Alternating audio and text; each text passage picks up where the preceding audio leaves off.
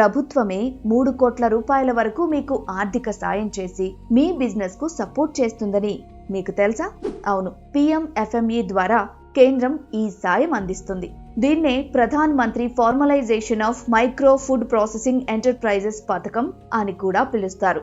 నిరుద్యోగులు, రైతులు, మహిళలు, చిరు వ్యాపారులు బిజినెస్ పెట్టుకోవాలనుకుంటే ఇది మంచి ఆప్షన్. దీని ద్వారా కింద గరిష్టంగా 3 కోట్ల రూపాయల వరకు ఆర్థిక సాయంతో పాటు అర్హత ఉన్న ప్రాజెక్టులకు 35% సబ్సిడీ కూడా లభిస్తుంది. పూర్తి వివరాలేంటో ఇప్పుడు చూద్దాం.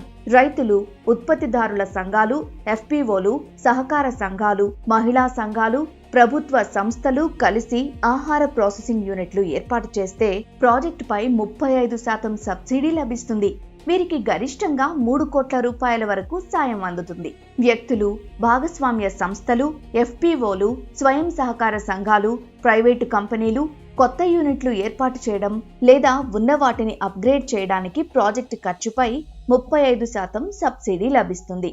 దీనికోసం గరిష్టంగా 10 లక్షల రూపాయల వరకు సాయం అందుతుంది. అలాగే ప్రతి సభ్యునికి 40,000 రూపాయల వరకు వర్కింగ్ క్యాపిటల్ కింద పరికరాలు కొనేందుకు ఈ స్కీమ్ సాయం అందిస్తుంది.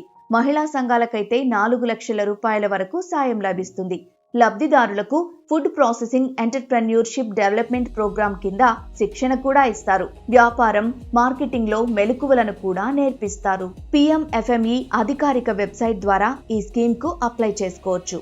Aadhaar card, pan card, bank account వివరాలతో పాటు బిజినెస్ కు సంబంధించిన వివరాలు ఇవ్వాల్సి ఉంటుంది.